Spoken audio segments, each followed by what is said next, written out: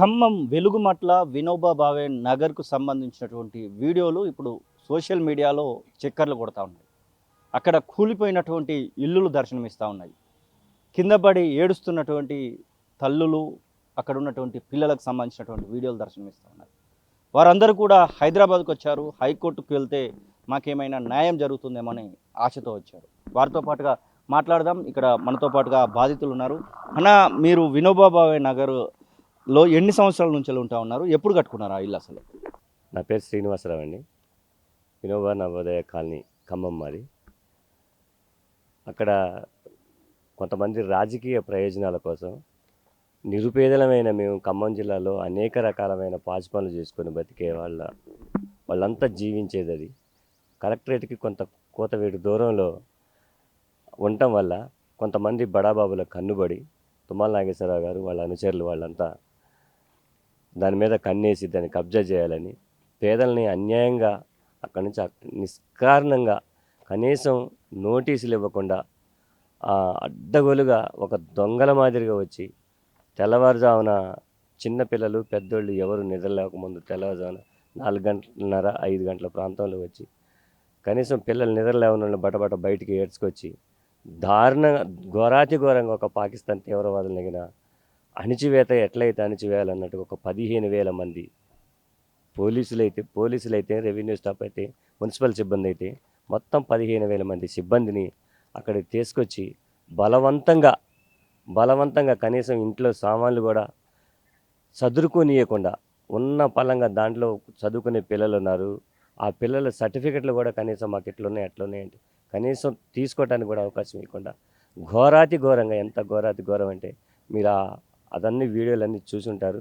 దాని గురించి మేము హైకోర్టులో న్యాయం జరగాలి, హైకోర్టులో కేసు వేయడానికి మా లాయర్ గారితో కలిసి మేము హైదరాబాద్. పొంగులేటి శ్రీనివాసరెడ్డి చెప్తా ఉన్నాడు అదంతా కాదు, అక్కడ జరిగింది వేరు అని చెప్తా ఉన్నాడు. మీరేమంటారు మరి? పొంగులేటి శ్రీనివాసరెడ్డి చెప్పేది నిజమేనా? మీ జిల్లాకు సంబంధించినటువంటి మంత్రి మాట్లాడుతూ ఉన్నాడు కదా. తుమ్మల నాగేశ్వరరావు కూడా చెప్తా ఉన్నాడు మీ అందరికీ డబుల్ బెడ్రూమ్ ఇల్లు ఇవ్వబోతున్నామంటూ. అసలు ఎక్కడ తప్పు జరిగింది? ఆయన పెయిడ్ ఆర్టిస్ట్ అంటాడు. ఆడికి వచ్చి చూస్తే పెయిడ్ ఆర్టిస్టా మంచి ఆర్టిస్ట్ అనేది తెలుస్తుంది. ఇంతవరకు కనీసం వచ్చి చూసిన కాంగ్రెస్ నాయకులు కానీ ఎవరైనా వచ్చి చూసిన మానవులు కాదు. పెయిడ్ ఆర్టిస్టుల నిజమైన ఆర్టిస్ట్, అసలు పెయిడ్ ఆర్టిస్టులు వాళ్ళు నటిస్తున్నారు ఇక్కడ కూర్చొని, కానీ అక్కడికి వచ్చి చూస్తే తెలుస్తుంది అన్న విషయం. ఎన్ని సంవత్సరాల నుంచి ఉన్నారు మీరు అక్కడ కరెక్ట్గా? 2000 ఎప్పుడు ఏర్పడింది? 2014లో 14 కంటే ముందు మేము అక్కడంతా వివిధ రకాల పనులు చేసుకున్నాం. నేను మార్కెట్లో హమాలి వర్క్ చేసుకునేవాడిని. 2014 కంటే ముందు కిరాయిలు కట్టలేక భూదాన బోర్డుకి అప్లికేషన్లు పెట్టుకుంటే వాళ్ళు మాకు 2014 తెలంగాణ విడిపోక ముందే మాకు ప్రొసీడింగ్స్ ఇవ్వడం జరిగింది. వాటిని ఆధారంగా అక్కడున్న రెవెన్యూ వాళ్ళని, కలెక్టర్ గారిని కొన్ని 100 సార్లు కలిసినాం.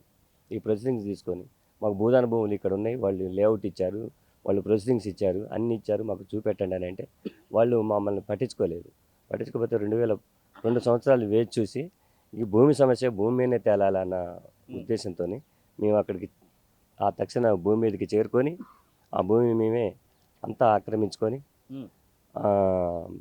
ఇల్లు ఫస్ట్ చిన్న నివాసాలు ఏర్పాటు చేసుకొని నివాసాలు ఏర్పాటు చేసుకున్నాం. తర్వాత మాకు నీళ్ళు ఇవ్వక, కరెంట్ ఇవ్వక నాన్న ఇబ్బందులు పెడుతుంటే మేమే మళ్ళీ కోర్టుని ఆశ్రయిస్తే మాకు వాళ్ళకి మంచినీళ్ళు ఇవ్వండి, నీళ్ళు ఇవ్వండి, వాళ్ళని కొంచెం మనసులాగా చూడండి అని కోర్టు ఆదేశాలు జారీ చేసింది. అయినా కూడా మమ్మల్ని పట్టించుకున్న అది లేకపోయింది.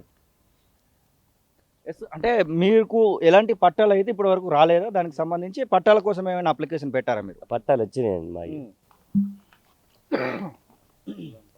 ఇదండి భూదాన్ పట్టా. ఇది 2014 4వ నెల 2023వ సంవత్సరంలో దీనికి సంబంధించి భూదాన్ పట్టా అయితే వచ్చింది.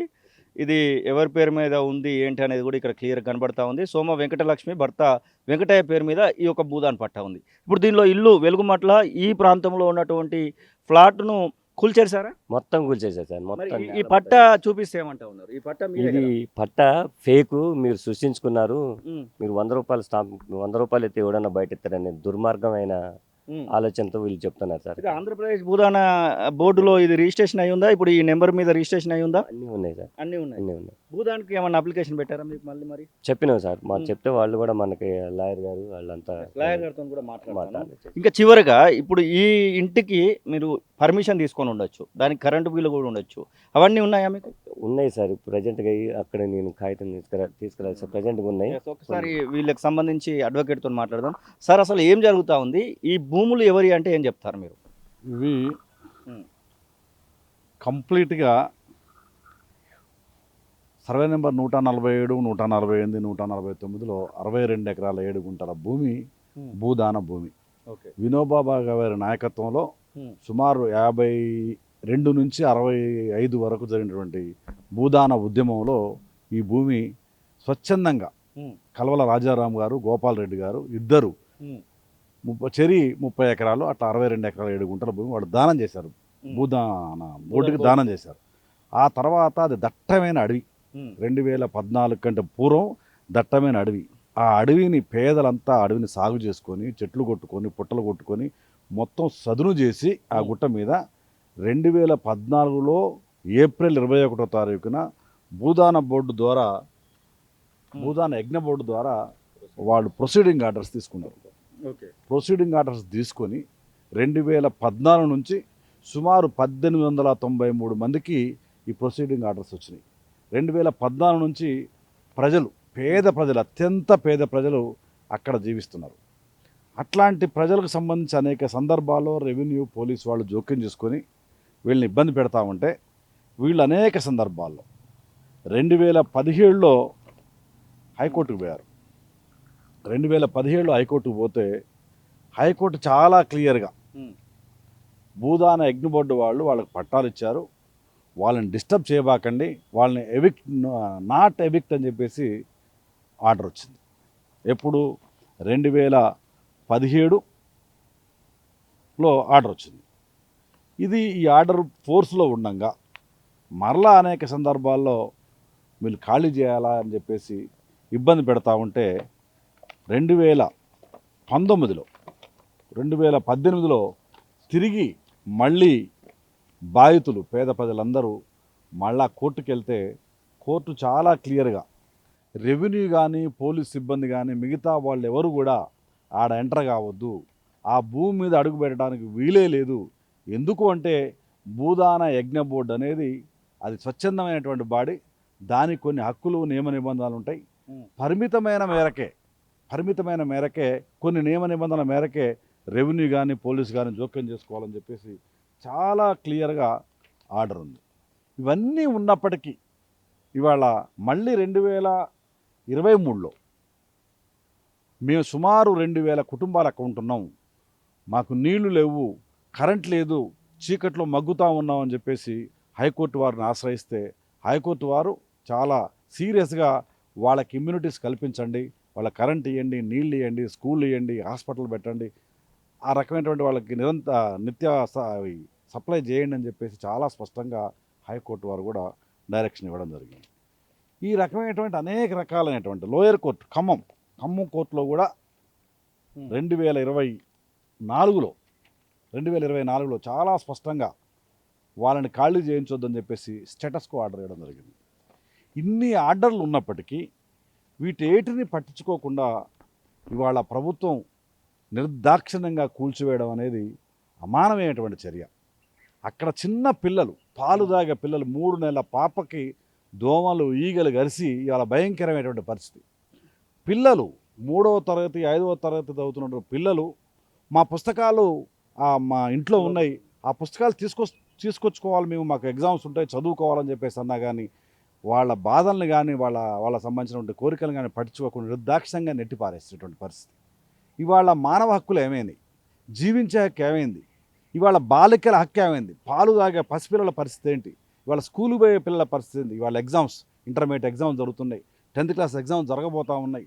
వీటేటిని పట్టించుకోకుండా నిర్దాక్షిణ్యంగా ఇవాళ దుర్మార్గంగా వీళ్ళు పాకిస్తాన్ తీవ్రవాదులా లేకపోతే విదేశీ తీవ్రవాదులా, వీళ్ళు ఏమైనా నక్సలైట్లా లేకపోతే ఏంటి, వీళ్ళ పట్ల ఇంత దుర్మార్గమైనటువంటి అమానమైనటువంటి పద్ధతి అనేది దీని వెనక చాలా కుట్ర ఉంది. దీని వెనక ఆ భూముల్ని ఆక్రమించాలనేటువంటి స్వార్థపరులకి సహాయం చేయడం కోసం, వాళ్ళకి అండగా ఉండడం కోసమే ఇవాళ ప్రభుత్వం దుర్మార్గంగా కూల్చివేసింది. ఇవాళ ప్రభుత్వ స్థలాలు ప్రభుత్వ అభివృద్ధి కోసం, సంక్షేమ కార్యక్రమం కోసం ఇవ్వాల్సినటువంటి అవసరం ఉంటుంది. కానీ అక్కడ ఏ సంక్షేమ కార్యక్రమం ఉంది? ఏమైనా హైకోర్టులో మీరు ఏమైనా దీనికి సంబంధించి ఫిల్ చేశారా? ఎట్లా జరగబోతా ఉంది ఇవాళ అసలు? హైకోర్టు సంబంధించి హైకోర్టులో గతంలో నిన్నగాక మొన్న ఒక పిల్లు పడ్డది. ఉమ్, ఆ పిల్లులో చాలా స్పష్టంగా కోర్టు డైరెక్షన్ ఇచ్చింది. ఉమ్, మీరు కూల్చడం అనేది దుర్మార్గమైంది, ఉమ్, మానవ హక్కుల ఉల్లంఘన, ఉమ్. రాజ్యాంగ ఉల్లంఘన అని చెప్పేసి ఇవాళ ఖమ్మం జిల్లా కలెక్టర్కి, ఖమ్మం జిల్లా సూపరింటెండెంట్ ఆఫ్ పోలీస్కి, అదేవిధంగా చీఫ్ సెక్రటరీకి హైకోర్టు వారు హ్యూమన్ మానవ హక్కుల కమిషన్ నుంచి నోటీసులు కూడా పోయినాయి. ఇవాళ రేపు విచారణ కూడా వాళ్ళు వచ్చే అవకాశం ఉంది.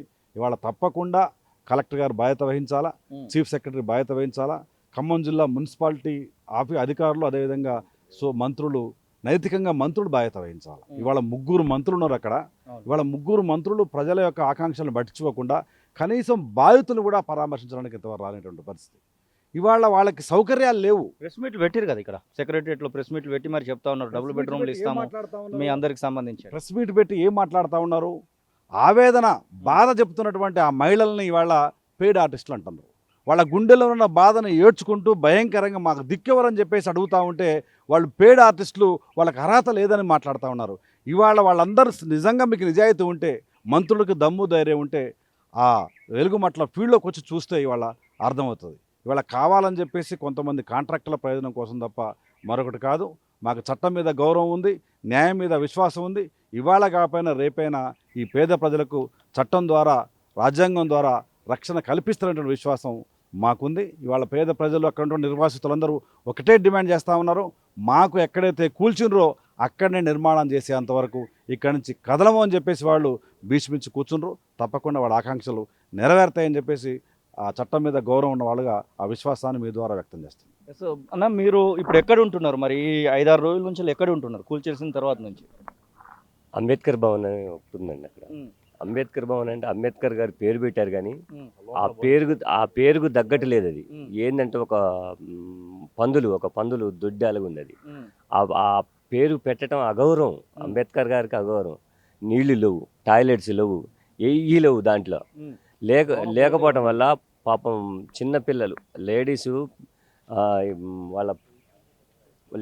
వాళ్ళు పర్సనల్ టాయిలెట్స్కి, స్నానాలకి పోవాలంటే విపరీతమైన ఇబ్బంది పడుతున్నారు దాంట్లో. ఆ దోమలోనైనా అక్కడే పడి అక్కడే ఉంటాను, అక్కడే తింటాను.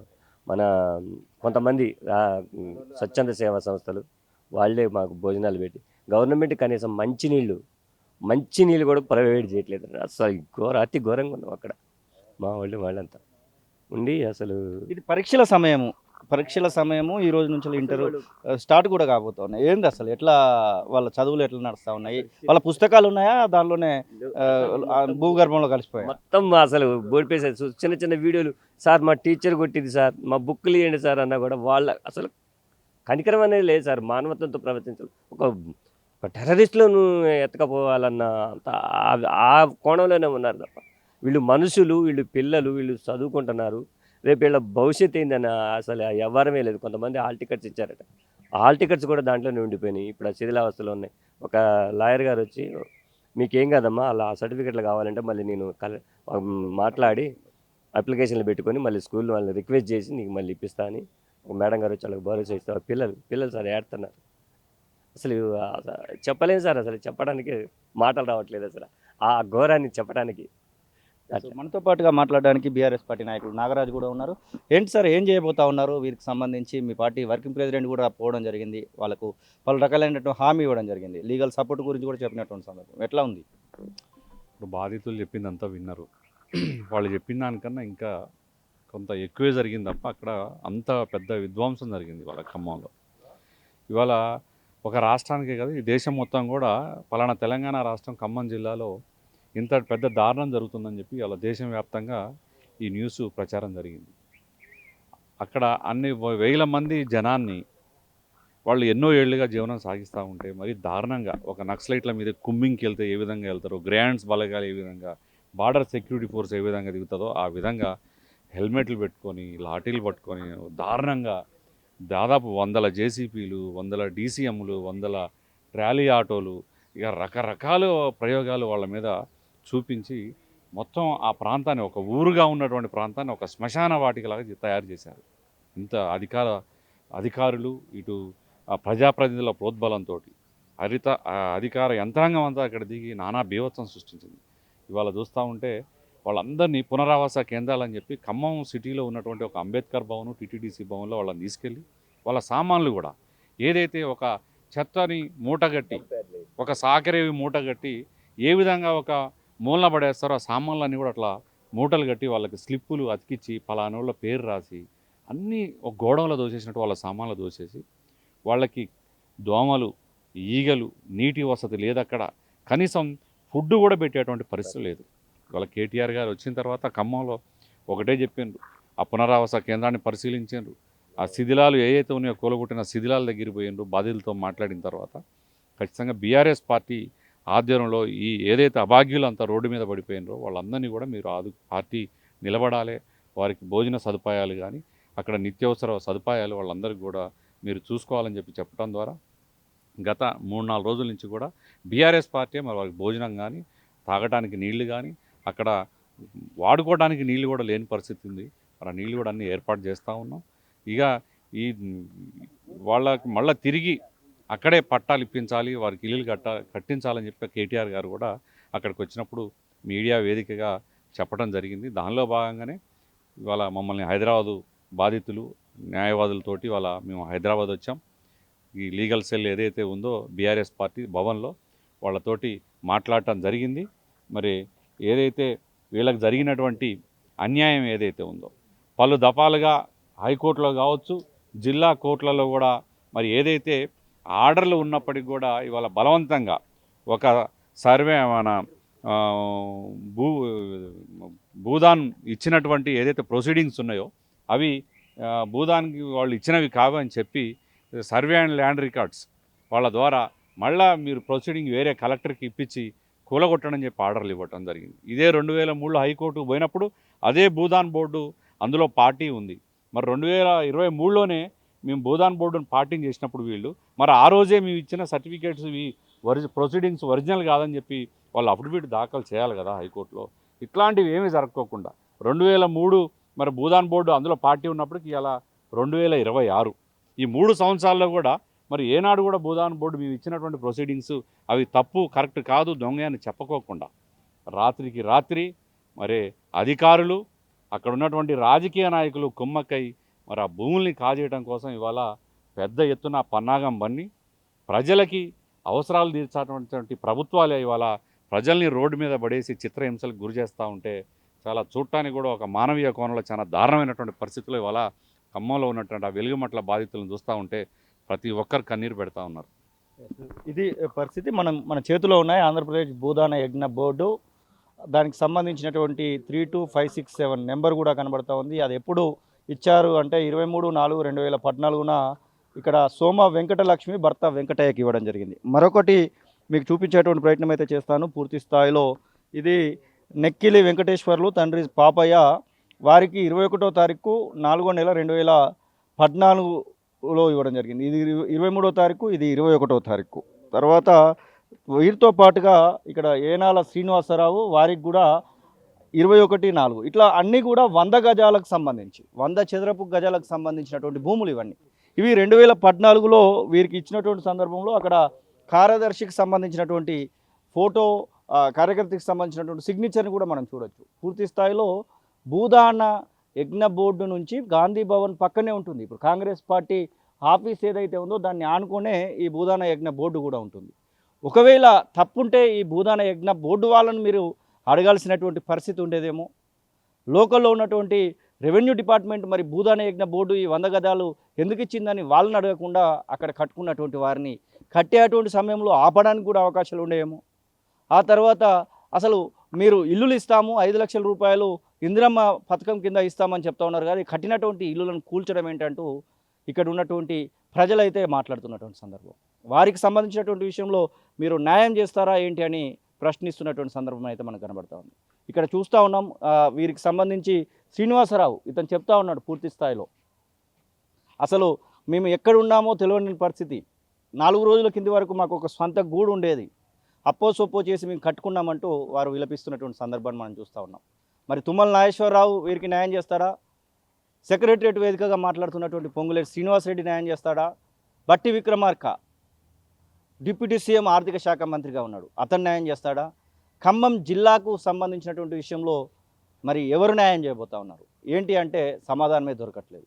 వారికి సంబంధించినటువంటి వీడియోలు అయితే చక్కర్లు కొడతా ఉన్నాయి. మరి ఈ యొక్క బాధితుల తరపున మరి బీఆర్ఎస్ పార్టీ అయితే లీగల్గా సపోర్ట్ చేస్తుందని ఇక్కడ ఉన్నటువంటి నాయకులు అయితే చెప్తా ఉన్నారు. చూడాలి మరి ఈ పేపర్లు ఎందుకు ఇచ్చినట్టు, ఈ పేపర్లలో మరి 100 గజాల భూమి అని ఎందుకు రాసినట్టు, వీటన్నిటికి సమాధానాలు మరి ప్రభుత్వం చెప్తుందా లేకపోతే భూదాన యజ్ఞ బోర్డు చెప్తుందా? ఈ బాధితుల తరపున ఎవరు నిలబడతారు?